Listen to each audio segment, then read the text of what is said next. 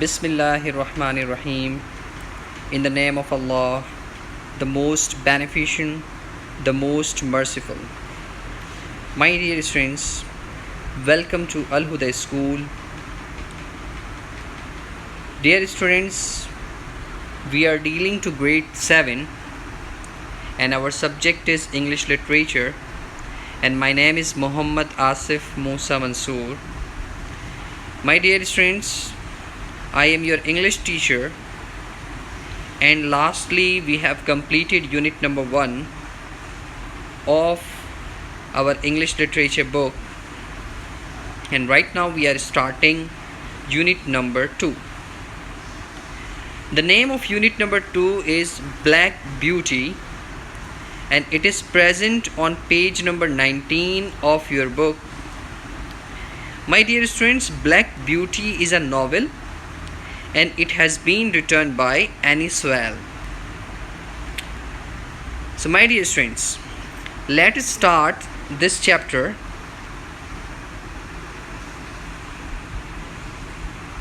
Unit number 2, Black Beauty. This script is taken from the novel Black Beauty by Anna Sewell, 1820 to 1878. यहाँ पर ये हमसे कह रहे हैं कि ये जो लिखाई है, स्क्रिप्ट है, ये स्क्रिप्ट एक नावल से ली गई है। ये लिखाई, ये तहरीर एक नावल से ली गई है और उस नावल का नाम ब्लैक ब्यूटी है, जिसे एना स्वेल, जो कि 1820 में जिनकी पैदाइश हुई और 1878 में जिनका इंतकाल हुआ, उन्होंने जो है इस नावल को लिखा है। This story is about a horse and you will see from this short piece that this story is told by a horse. यहाँ हमसे यूँ कहा जा रहा है कि जब आप इस स्टोरी को पढ़ेंगे तो आपको ये अंदाज़ा हो जाएगा कि ये किसी घोड़े के एतबार से, किसी घोड़े ने इस कहानी को जो है वो बनाया है, और इसमें बोलने वाला जो बंदा है वो भी घोड़ा ही है। यानी घोड़ा जो है अपनी आप बीती जो है ख़ुद ही इस स्टोरी के अंदर बताता है। This particular passage deals with the question of blood sport, which is hunting wild animals as a sport. इस लिखाई यानी इस तहरीर के अंदर जो है सबसे अहम बात वो ये कही गई है कि ये जो है ना वो जानवरों को ख़तरनाक तरीके से हंट करने वाला एक गेम, जिसे खूनी गेम कहा जाता है, उस खूनी गेम के हवाले से सवालात पैदा करता है कि वो क्या है, क्यों जो है वो जानवरों को इस तरह से उनको मारा जाता है या उनके साथ जो है वो गेम करके अपने मज़े को लिया जाता है और जानवरों को ख़राब किया जाता है। Even today this is a subject on which the public is much divided. कह रहे हैं कि ये एक ऐसा सब्जेक्ट है, ये एक ऐसी चीज़ है कि जानवरों को जो अज़ियत देने का काम और अज़ियत देने वाली जो स्पोर्ट है, उसके ऊपर लोग 2 हिस्सों में तकसीम है। कोई इसे ठीक कह देता है और कोई इसे कहता है कि ये ठीक नहीं है। Now we are starting. Before I was 2 years old, a circumstance happened which I have never forgotten. It was early in the spring. That had been a little frost in the night and a little mist still hung over when we heard still hung over the woods and meadows. कह रहे हैं कि ये भी कहानी मैं आपको जो बता रहा हूँ, ये जो इंसिडेंट मैं आपको सुनाने जा रहा हूँ, कह रहे हैं कि जब मैं 2 साल का था तो एक मेरे साथ वाक़या पेश आया जिसे मैं पूरी ज़िंदगी नहीं भूल सकता। ये जो है वो सर्दियों के हवाले से एक वाक़या है कि जिसके अंदर जो है वो जो मौसम था वो इतना ठंडा था कि टेम्परेचर 0 डिग्री सेंटीग्रेड से भी नीचे था, और जो वुड्स कहते हैं कि एक छोटा सा एरिया जो जंगल से छोटा हो लेकिन वो दरख्तों से ढका हुआ हो, और मेडोज़ कहते हैं कि वो ग्रासी ज़मीन होती है, जो घास वाली ज़मीन आम तौर पर दरिया के किनारे जो होती है उसे कहते हैं। तो यहाँ पर कह रहे हैं कि उस जगह पर जो बादलों का जो पानी है वो धुंध की सूरत में छाया हुआ था। ये उस ज़माने की बात है। I and the other colts were feeding at the lower parts of the field when we heard, quite in the distance, what sounded like the cry of dogs.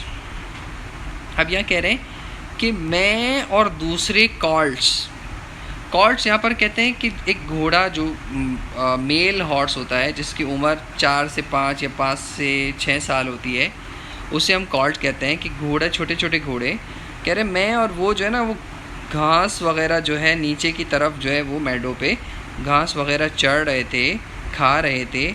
तो हमने सुनी एक आवाज़ जो काफ़ी दूर से आ रही थी और उसकी आवाज़ ऐसा लग रहा था कि कुत्ते जो है वो बहुत सारे वो चिल्ला रहे हैं।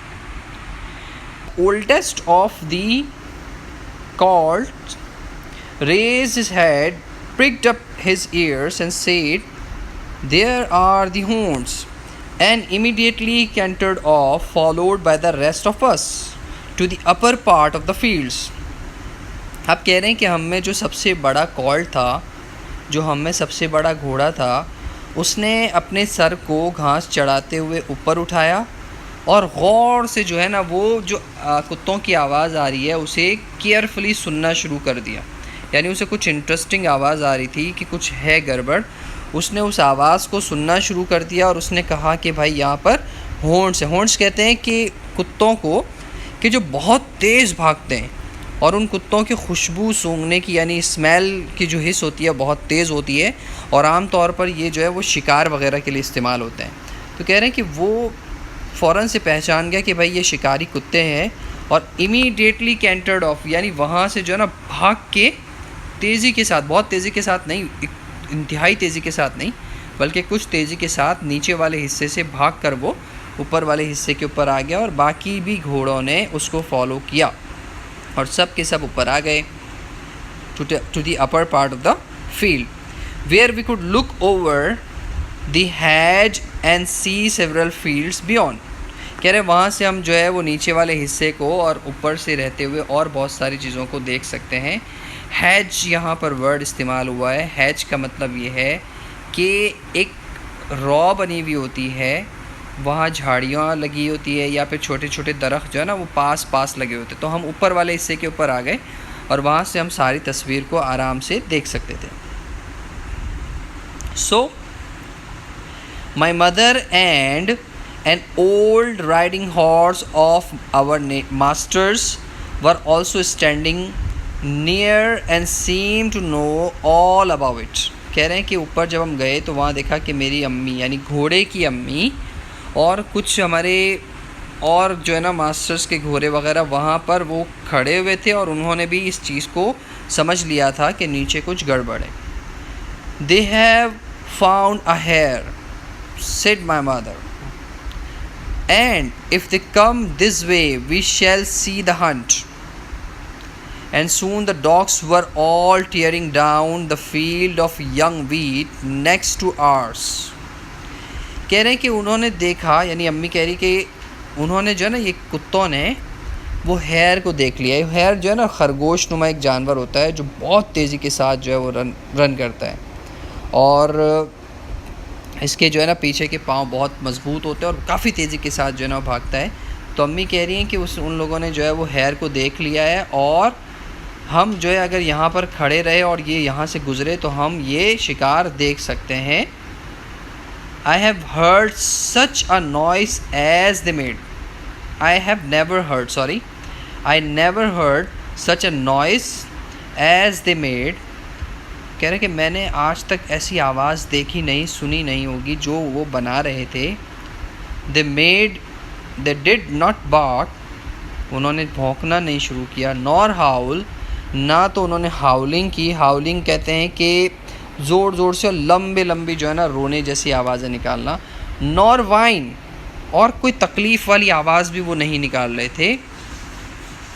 But kept on are yo at the top of their voices. ये आवाज़ है यो यो यो यो यो यो की आवाज़ जो है वो ज़ोर ज़ोर से निकाल रहे थे. After them came a number of man on horse back. कह रहे हैं इन हॉर्न्स के बाद, इन शिकारी कुत्तों के बाद जो है हमें नज़र आए वहाँ से कुछ लोग कि जो घोड़ों के ऊपर बैठे हुए थे, घोड़ों के पीठ पे बैठे हुए थे. Some of them in green coats. अंदर से कुछ लोगों ने जो है वो ग्रीन कलर के कोट्स पहने हुए थे. All galloping as fast as they could. और बहुत तेज़ी के साथ वो आगे बढ़ रहे थे. The old horses snorted and looked eagerly after them. और जो पुराने घोड़े थे वो खराटे ले रहे थे, ज़ोर ज़ोर से वो आवाज़ें निकाल रहे थे और उनके पीछे पीछे जा रहे थे. And we young called wanted to be galloping with them. और हम भी उनके पीछे पीछे जाना चाह रहे थे. But they were soon away into the field lower down. लेकिन वो सारे घोड़े जो है वो नीचे की तरफ जाके गायब हो गए. Here it seemed as if they had come to a stand. The dogs left off barking and ran about every way with their noses to the ground. अब कह रहे हैं वहाँ जाकर कुत्ते वगैरह भी जो है ना थोड़े से ठंडे हो गए और उन्होंने जो है भौंकने की जो बातें, भौंकना था वो ख़त्म कर दिया और वो अपनी सूंघने की सलाहियत से इधर उधर जो है ना अब उन्होंने सूंघना शुरू कर दिया. They have lost the scent. अब उन्होंने जो है ना, जो कुत्तों ने वो खुशबू आ रही थी, किसी चीज़ की खुशबू आ रही थी, उन्होंने उस खुशबू को सूंघने की जो सकत थी वो ख़त्म हो गई थी. Set the old horse. कुत्ते जो है ना वो सूंघ रहे थे कि शिकारी कहाँ है, शिकार कहाँ है, शिकार कहाँ है. तो जो पुराना घोड़ा है वो कह रहा है कि इन्होंने लगता है कि वो जो खरगोश टाइप जो जानवर है उसकी उनको खुशबू नहीं मिल रही. Perhaps the hare will get off. मुझे लगता है कि ये हेयर जो जानवर है जिसके पीछे कुत्ते आए थे शिकारी, वो यहाँ से गायब हो गया. What hare I said. क्या मतलब, कौन सा hare. Oh I don't know what hare. मुझे नहीं पता कौन सा hare. Likely enough it may be one of our own hares out of the woods.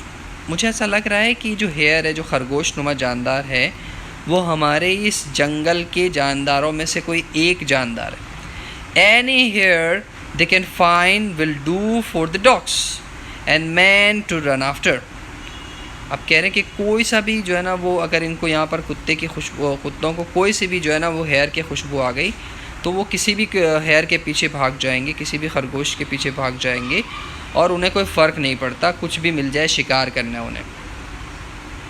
So my dear students, we have finished till page number 19, till this line. Okay, and I hope that you have understood all these things. And further from this page number 20 to the last line, we will be understanding it in our next lecture. Jazakumullahu khair. And after the explanation, we will be going to the question answers, word meaning and reference to the context. These things will be done after the complete explanation, and I hope that you have done, or you have understood all these things. Jazakumullahu